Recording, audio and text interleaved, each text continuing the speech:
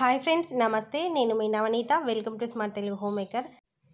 ఇవాళ నేను ఇంకో మంచి క్రాఫ్ట్ వీడియోతో మీ ముందుకు వచ్చానండి. అది పారిజాత పూలదండ అండి. పారిజాత పూలు దొరకడమే చాలా కష్టంగా ఉన్నప్పుడు పారిజాత పూలదండ ఎక్కడి నుంచి తీసుకురావాలి అనుకోవచ్చు. లేదండి, నేను ఇదంతా క్లాత్తో నేను మీకు చూపించబోతానండి. బట్టతోని పారిజాత పూలదండ మనం పర్మనెంట్గా తోరణంగా వేసుకోవడానికి మీ ముందుకు వచ్చానండి. ఇలా మనం తోరణం చేసుకొని మనం దర్వాజాలకు వేసుకున్నాము అంటే ఒకవేళ దుమ్ము పడితే కూడా వాటిని మనం వాష్ చేసి మళ్ళీ రీయూజ్ చేసుకోవచ్చు.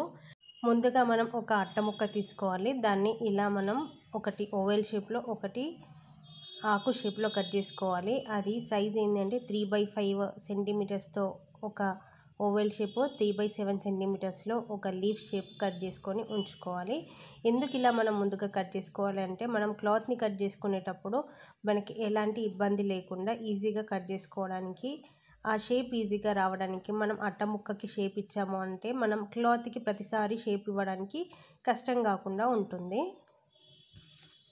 ఇలా మనం చేసుకున్న తర్వాత మనకి పారిజాత పుష్పాలకి ఆరెంజ్ కలర్, వైట్ కలర్ ఉంటుంది కాబట్టి ఆరెంజ్ కలర్ క్లాత్ని తీసుకొని ఇలా మనం కావాల్సినన్ని ఫోల్డింగ్స్ చేసుకోవాలి. మనం కత్తెరతో ఎన్ని ఫోల్డర్స్ అయితే కట్ చేసుకోగలమో అన్ని ఫోల్డ్స్ చేసుకొని ఇలా మనం కట్ చేసుకొని ఉంచుకోవాలి. ఇలా కట్ చేసుకున్న తర్వాత దీనికి మనం ముందుగానే కట్ చేసి పెట్టుకున్న 3/5 సెంటీమీటర్లో ఉన్న ఓవెల్ షేప్లో ఉన్న అట్ట ముక్కను పెట్టి కరెక్ట్గా మనం కట్ చేసుకోవాలి.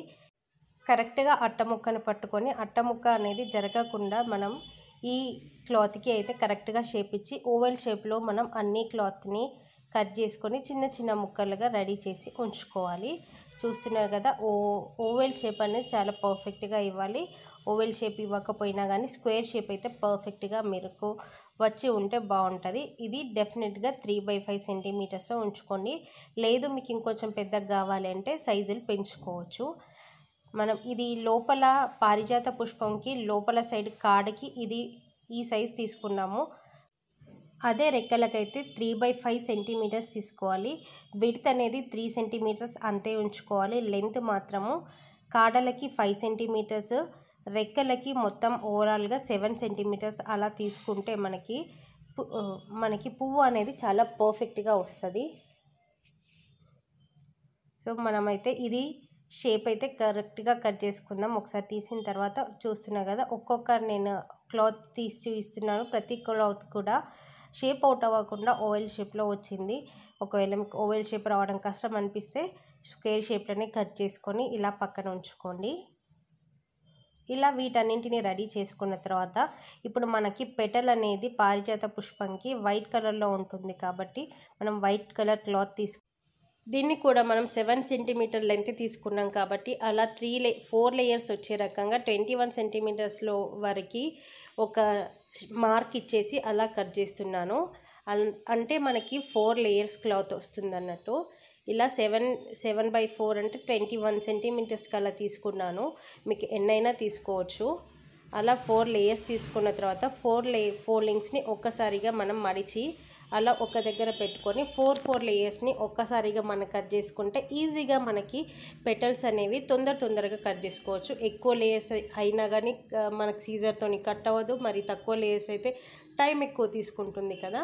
అలా 4 లేయర్స్ని ఇలా కట్ చేసి ఇంకో ఫోల్డ్ చేస్తే మనకి 8 లేయర్స్ వస్తాయి. ఒక్కసారి 8 క్లాత్స్ మనకి ఒకేసారి కట్ చేయొచ్చు. అంటే 8 పెటల్స్ ఒకేసారి వస్తాయి.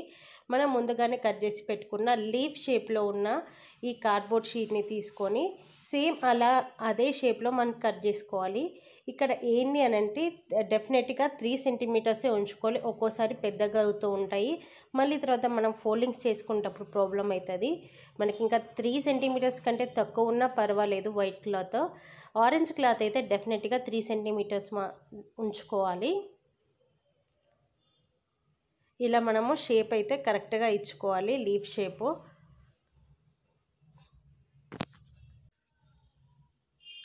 ఒక్కోసారి క్లాత్స్ అన్నీ కూడా అతుక్కొని ఉంటాయి. మనం ఒకసారి జాగ్రత్తగా చూసి ఇలా మనం సపరేట్ పీసెస్ లాగా చేసి ఉంచుకోవాలి.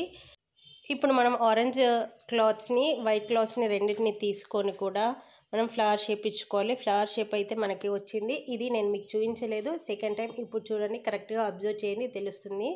మనం ముందుగా ఆరెంజ్ క్లాత్ తీసుకొని దానిపైన వైట్ క్లాత్ పెట్టి పైనుంచి ఒక ఫోల్డ్ కింద నుంచి ఒక ఫోల్డ్ ఇలా చేసి మనము సూదికి గుచ్చుకోవాలి. ఇలా మనం ఒక పెటల్కి వచ్చిన తర్వాత ఇంకొక దాన్ని కూడా సేమ్ అలాగే తీసుకొని మనం గుచ్చుకోవాలి. ఇక్కడ మనము ఏం చేయాలంటే ఆరెంజ్ క్లాత్ కట్ చేసేటప్పుడు డెఫినెట్గా 3 సెంటీమీటర్స్ కంటే కొంచెం ఎక్కువ వచ్చినా పర్వాలేదు, కానీ తక్కువ రాకుండా చూసుకోవాలి.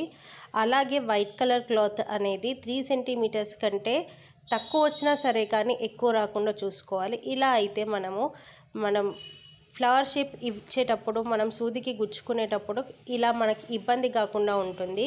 ఆరెంజ్ కలర్ క్లాత్ అనేది కొంచెం పెద్దగా ఉండాలి, వైట్ కలర్ క్లాత్ అనేది కొంచెం చిన్నగా వచ్చేలా మనం కట్ చేసుకోవాలి. ఇలా కట్ చేసుకొని 4ని ఇలా ఫోల్డ్ చేసుకొని ఫ్లవర్ షేప్ వచ్చేలా మనం అరేంజ్ చేసుకోవాలి. ఇలా ఫ్లవర్ షేప్ వచ్చిన తర్వాత మనం సూది నుంచి దారానికి తీసుకున్న తర్వాత దాన్ని ఎలా అడ్జస్ట్ చేయాలి ఇప్పుడు చూపిస్తాను. ఒక ఫ్లవర్ నుంచి ఇంకో ఫ్లవర్కి ఇలా మనం ఒకదాని పక్కకు ఒకటి పెట్టుకొని మనం చక్కగా ఒక దండ వచ్చే రకంగా మనం పెట్టుకోవాలి, ఒకదాని పక్కకి ఒకటి. అంతే అండి, చాలా చాలా సింపుల్. ఒకదాని పక్కకు ఒకటి అలా పెడితే కొంతసేపు అయ్యేసరికి ఇంత దండ మనకి ఎంత చక్కగా కనిపిస్తుందో చూడండి.